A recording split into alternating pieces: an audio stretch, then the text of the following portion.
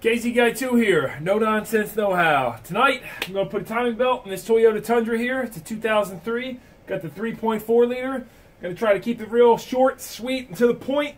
So I got a 6-pack brewed in Pennsylvania Yingling, a hot coffee, fresh off the press, and I can drink on the job because this is my brother's truck. It's pretty late now. It's cold out. It's about 25 degrees. So might not finish this tonight, but let's get going. Make sure to like, comment, and subscribe if it helps you out, because that helps me out, and I really appreciate it.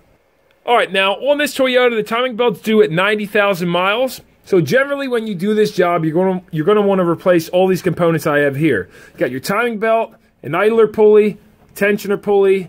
This is the water pump and thermostat housing. I recommend going with a high-quality kit like this. This is a Daco kit. By the way, I'll make sure to put a link in the description for these parts, the 3 belts you're going to need, and anything else I use in this videos. Obviously, you're going to want to replace the tensioner as well. You can reuse them if they're not leaking hydraulic oil, but I recommend always putting a new one in there. These GMB pumps that come with the Daco kits, I've had great luck with them. Never had one fail on me. You know, knock on cardboard. Actually, now I just jinxed myself. Oh boy. Anyway, luckily I don't believe in that too much. And of course, you know, your 3 serpentine belts. And we can see this belt is made in the USA. Here's a quick look at the diagram in case you want to check that out for the marks and such. Pretty simple system. The belt actually has your marks on there and all that too. Some torque values you're going to want to definitely observe here are 217 foot-pounds on your crankshaft bolt. I recommend putting some blue Loctite on these bolts and pretty much, you know, your idler bolts as well, the bolts that go through these, you know, just as an extra precaution. And then 20 foot-pounds on your tensioner bolts. Remove the 5 bolts holding your skid plate on. I got one missing here, 3 up front. Oh, there's a shot of my cat's butthole. Come on, get out of here. Turbo. So it's those 5 bolts, and then it's got these hooks that hook on the frame too. Now get the radiator draining by loosening your petcock. If it's really tight, you can use pliers, or I like to take a socket like this and I cut 2 notches in it, and that actually fits on there just perfect like that. Pop your radiator cap to assist in the flow, and disconnect your negative terminal battery. 10mm nut on that. If your rig is automatic transmission like this one, you're also going to need a special tool, a crankshaft holder. I'll try to put a link in there for that, but I'm going to show you a way to do this without actually using that. I'll show you a little trick for getting that crankshaft bolt off. While the coolant's draining, I'm going to loosen these 4 nuts here on the fan. They can be kind of stubborn sometimes. Now, if you're having problems, you can use a pair of channel locks like this to grip that shaft, some thin channel locks. But usually if you just take your 12mm wrench here and you just kind of jerk it real hard with the belt still on. I always do this in the beginning so you don't forget, because if you take this belt off, it's hard to get this off. But if you just give it a good jerk like that, you can get those just a touch loose and work your way around, loosen all those. Once the rad's drained down some, you can loosen these clips up here, these clamps, and get the upper hose off. If you find corrosion like this one on the top outlet, make sure to clean that up with a wire wheel or emery cloth. Now remove your lower fan shroud. You pull up on each side of this clip here. Get this bottom clip off of both sides. And then from the bottom, these 2 bottom pieces just pop out like so. Get that piece out of your way. When I take things apart, I like to stack them in a certain way, so you know, I'm not going to put this lower cover on without putting this on first, because it's obviously easier to get on with that cover off. Remove the 4 10mm bolts holding your fan shroud on, 2 on each side, and that'll just slide right out of your way. And also, this is optional, but once your radiator's drained, it's a good idea to remove it, because you can see this one's all banged up like this. This means somebody's probably already been in here before, didn't remove it. So to remove this radiator, pop this top hose off right here. You got 4 12mm bolts, one here, down here, over here, and down there. If you have a grill on yours, depending on if you have a Tacoma or not, you might have to get that grill out of the way. Then I kinked off these both lower lines here, get these spring clamps out of the way, and pop these lower lines off. You're going to drain a little bit of the automatic transmission fluid out, but if you kink them off, not much should really come out. And of course, get your lower radiator hose off. Some coolant's probably going to come out of there too. And just a trickle really came out of those hoses, but of course when you put this back together, make sure to top off your automatic transmission fluid and check the fluid level. Also put your petcock back in at this time, tighten that up so you don't forget to do that. Alright, so now remove your 3 accessory belts starting from the front. You can see I'm missing the AC one. This pump actually seized up years ago. I might be putting a pump on there tomorrow. I'm going to talk to my brother. So for your power steering one, loosen this 14mm right there. You might have to line this pulley up, you know, to get to that. Spray this all down with rust penetrant because my stuff's pretty rusty here. So, and loosen this 14mm nut right here. Then come on the back side, and that 14mm right there is going to be your loosening. You know, loosen the tension off that, pop this belt off. And to get your AC belt off, like I said, I don't have one on, but loosen this 14mm here. Make sure to spray all this down with rust penetrant. Feels like a 14mm on the bottom, so loosen that one. That's going to loosen this bolt back here to push this pulley up and get the slack out of there to get that belt out. On your alternator, loosen the 14mm up here, and then you should have 12s or 14s, but this actually had a 13 here I loosened and a 13 on the back here. Those are probably aftermarket. Loosen those with enough slack to get your belt off. Yes, and so on this alternator tensioner, you can see these are not factory nuts. It looks like somebody actually broke the bolt a while back, and then they had to rethread a nut onto there. And, you know, it still works, but you can see this seized up inside this block, so they kind of put a nut on there, and that's a good little fix. It does work. But, yeah, if you got one that's seized up like this, make sure you got to heat that with a torch, spray it with rust penetrant, and then when you're putting these back on, put some grease or anti-seize on these bolts. And when I take the belts off, I like to put them in order that they came, you know, so that you don't get confused when you put them back on. Alright, so we already have these loose from earlier, so remove these 12mm nuts off of this. Go ahead and spin that and listen to the bearing for that fan bearing there, and make sure that doesn't have any play and it spins freely. Of course, this is a good time to go ahead and inspect all your pulleys and make sure there's no little rocks wedged in there. I see that happen and people keep putting belts on them. So pop this all off as one assembly, even though it's 3 pieces, but, you know, make sure you set it on the ground, going in the proper orientation so you can't get mixed up. Set it on the ground just like that. And also inspect for any oil seepage around your fan clutch here. If you see any oil seepage or this has got a play in it, go ahead and replace your fan clutch. Just go ahead and remove your 4 10mm top cover bolts. This connection right here, just squeeze down. We can see this is actually already broken. This holding tab's broken on there, so I'll have to make sure to tie that up. This one right here, you squeeze these two, push that back. And you've also got 2 bolts, one right here, and it looks like one's actually missing on this side. It's broken off in there. Then on these top wires, you just reach your finger behind here, pull up, and don't break them, but these clips right here hold your spark plug wires on.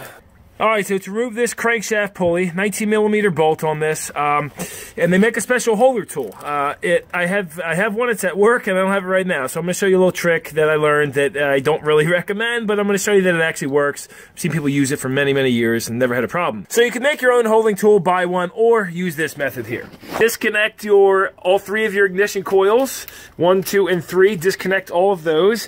Put your 19mm head, preferably not a flex head breaker bar, but put a breaker bar on there and have just a little bit of slack on it, just a touch of slack, and then go ahead. This crankshaft actually spins this way when the engine turns. Now, provided if you're manual transmission, no problem, put this thing in gear, have somebody hold the brakes or put the parking brake on and you'll be fine, but this is not, and we got to get this off so I can continue with the video. Just tap the starter. And just like that, with a little tiny tap of the starter, that sucker is loose and you can remove your big bolt here.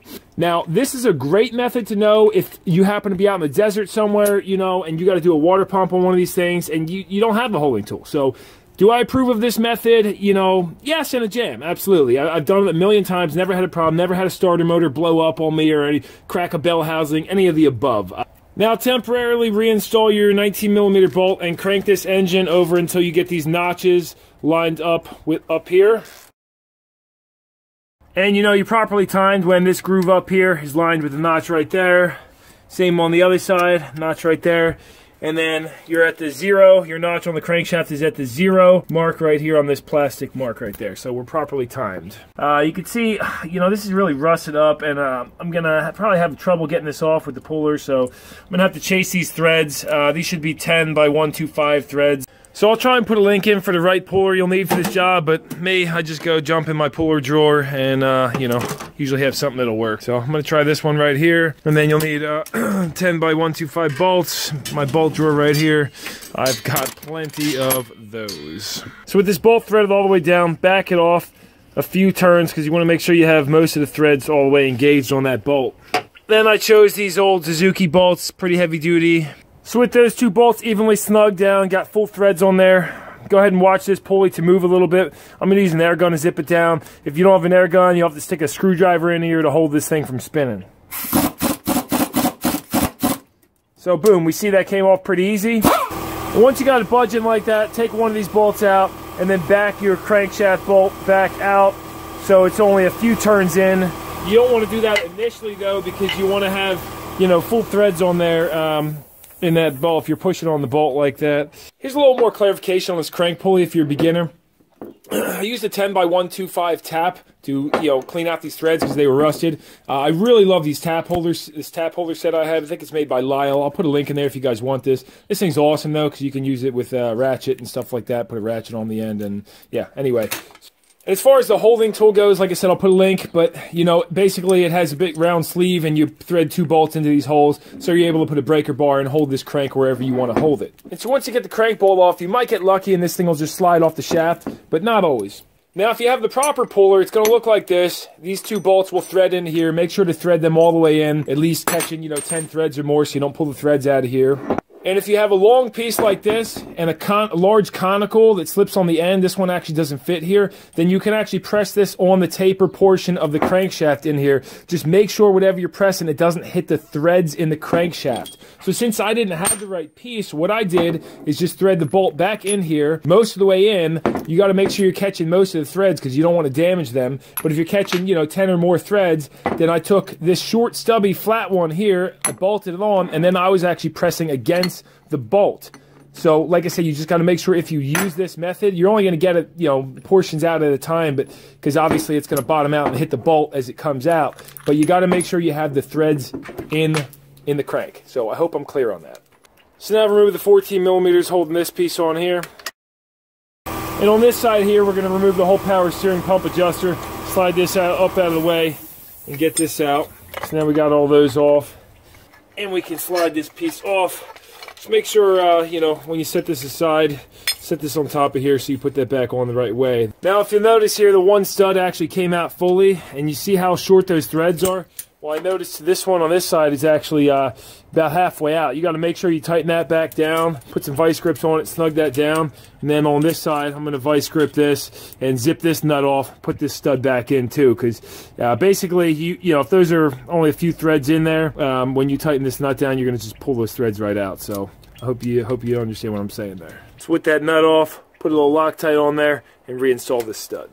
Now remove your thermostat housing, 3 12mm nuts. Make sure to have a pan under there as well. As you can see, a lot of coolant comes out. Now I've removed the lower timing cover bolts, 10mm. It's got 4 bolts on it like that, 10mm. And make sure this gasket here is in good shape, because if it's not, honestly, just get rid of it, because you don't want this coming off this foam and wrapping around your crank pulley or anything like that. Got one up here too. And slip this thrust plate off here, whatever you want to call this. This is keyed, so make sure that key goes there. And the beveled side goes toward the belt. You can actually look at it and see where the belt rides on it too. Alright, now to remove the auto tensioner, you got to remove these 2 12mm bolts, one right here and one behind it on that side. I think you can do that without removing the AC compressor. I've heard you can get a swivel in there and an extension, but to remove the compressor, I'm replacing this anyway. So 4 12mm head bolts. Alright, so some bad news for me. This bolt right here, the front one, was really tight. Shame on you, Toyota, for using only a grade 7 bolt. That's garbage. But, you know, it was seized up in the aluminum here. I tried hitting it with a torch, too, and spraying it, but too much torque broke it off, so that's going to suck. I've also decided, forget doing a swivel. I took the 5 14mm bolts, holding this bracket on. I'm going to get this out of the way because I'm going to bring this to work tomorrow anyway, and I'm sure this is going to be fun trying to save, so I'll have to torch that and get a bearing for this and all that too. So now I can get that back bolt with ease. That one will probably zip right out because that's a blind hole versus the front one. I guess corrosion gets up in this aluminum. Now normally before I remove the old belt, I put marks on it on both cams and down on the crankshaft. But these Toyota belts, they got good marks on them. So yeah, slip that belt off. Remove your idler up here, 14mm. And so now I gotta get this broken bolt out of here. I got lucky, there's just a little nub sticking off on the bottom, so I got some vice grips. I'm gonna heat this up, try to get that out of there. Well, sorry about that. My camera died. So moving into the next day. So it was a 10mm hex to get this tensioner pulley off. Make sure you got this washer sitting back here too, so that's got to go in the same way. And then it's 7 more 12mm bolts holding your water pump on, so that'll pop off. A lot of coolant's going to come out of there. This is a great time to go ahead and check your cam seals. It's not a bad idea to replace those when you do this, but if you have lower mileage, you know, they're usually good for 200,000 miles before they even start seeping at all. Along with your crank seal, you know, this one's not leaking either, so I'm not going to be doing that. But if you are replacing that, there's you sometimes need a puller to get this off. You might get lucky, it'll slip off, but these are 6x1 threads. And then you'll want to come in here, clean up with a razor blade, get all the old gasket off. You know, this one actually had some pretty heavy pitting around it, I guess from rust and corrosion. So that's going to bring me to another very important thing here, your water pump gasket. Now, this one had an aftermarket water pump in it, but if you have a factory pump, you're going to notice it has this Toyota steel gasket with an O-ring around it. These are awesome. They're great, really quality piece, you know, compared to the aftermarket one like this. But the one problem with these is if your block is corroded and has pitting like that, you know, these don't seal that well. And once they start, you know, gets by and you get some rust build up on this steel piece, it can actually push out and causes things to start leaking. So if you're using the aftermarket one like this, they actually work better because we're going to cover both sides of this with silicone. If you've never used it before, check out a link, but the Right Stuff is the best silicone you'll ever use. This is million-mile tested. I've been using it for a lifetime. It's great stuff. So basically, I do a very light coating of that on both sides of this gasket when I'm putting this in. I also re-grease this bearing by taking a seal out in there and packing that with grease. So now that's nice and tight and good, and I was able to, you know, get this broken free, and Andy sees that all up for your AC tensioner. And so that's going to wrap it up for this part 1. I've decided I'm going to make this a part 2 video for assembly. If you're experienced, you've taken this apart, you shouldn't really have a problem putting this back together without watching the other video. But I'm going to make it anyway for somebody who wants tips and guidelines for putting this back together. Probably going to be a lot shorter than this one, so check it out in part 2. I'll put a link down there in the description. And of course, like I said, if you found this helpful, give me a thumbs up. I appreciate that. Give me some feedback. Definitely appreciate it. So, till next time, no nonsense, no how, and I'll see you in part 2. Alrighty?